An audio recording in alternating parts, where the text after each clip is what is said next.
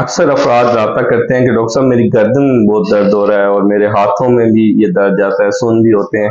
तो इसकी बड़ी वजह आजकल जो है वो टेक्स्ट नेक सिंड्रोम है, यानी कि मोबाइल बहुत ज़्यादा देखना या जैसे मैसेजिंग टेक्स्ट करनी है तो उसमें ऐसे गर्दन रखे मुसलसल ऐसे रखने की वजह से या गोद में रख के लैपटॉप यूज़ करने की वजह से तो ये नेक के मसल जो है ये स्पैज़म में चले जाते हैं।